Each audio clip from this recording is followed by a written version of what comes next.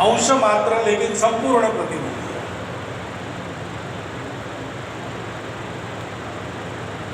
और इस विद्यार्थी परिषद को हम बनाने वाले हैं, जैसा हम बनाएंगे वैसी विद्यार्थी परिषद बनेगी। तो जब कार्यालय बनता है उसका आनंद बिल्कुल ठीक है, हम उसके अधिकारी हैं, लेकिन साथ साथ ये जिम्मेवारी आती है क्योंकि कार्य का तो प्रचंड विस्तार हो गया है। सबसे बड़ा विद्यार्थी संगठन अपना हो गया, 58 लाख की सदस्यता अभी बताई गई, सर्वत्र काम है। लेकिन अपने देश के विस्तार को देखते हैं, अपने देश के शिक्षा जगत की व्याप्ति को देखते हैं तो अभी काम और बहुत बाकी है। केवल व्याप्ति के दृष्टि ही अभी बहुत बाकी है। भावनात्मक एकता का संस्कार वो पूर्ण संपृक्त हो जाए प्रत्येक हृदय में विद्यार्थी के, इसको देखते तो और बहुत बाकी है।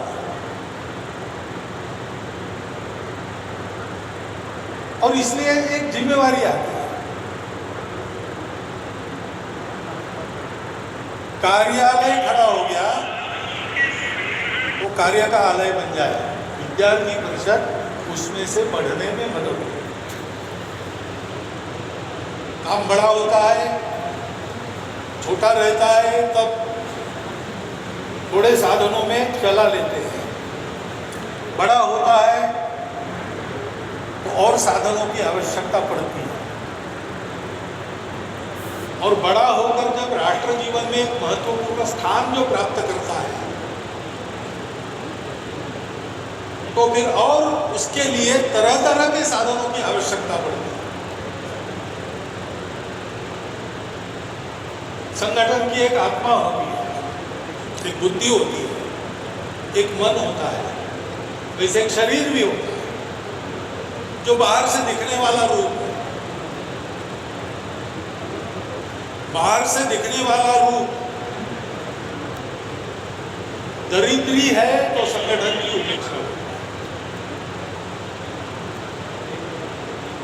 और वैभव संपन्न है तो संगठन के प्रति मत्सर बढ़ता है, और कभी कभी ध्यान नहीं दिया तो दशा बदलती है, साथ में दिशा भी बदल जाती है। इसकी चिंता करनी पड़ती है।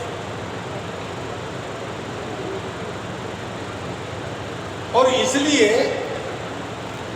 बहुत ज़्यादा तामझाम वाला ऐसा भी नहीं चाहिए, और कोई सुविधा ही नहीं है कार्य की दृष्टि से, ऐसा भी नहीं चाहिए। एक मध्यम मार्ग लेके कार्यकर्ताओं को चलना पड़ता है।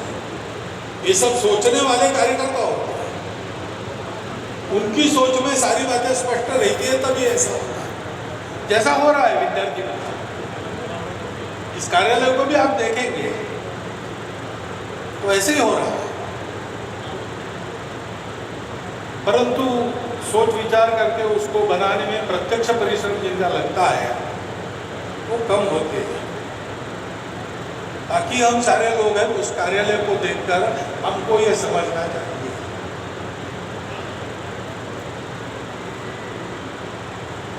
दिखने वाला भवन बहुत वैभव संपन्न न हो, और इतना बड़ा 58 लाख सदस्यता वाला अखिल भारतीय संगठन अब उसमें अपने देश के अन्य विचारों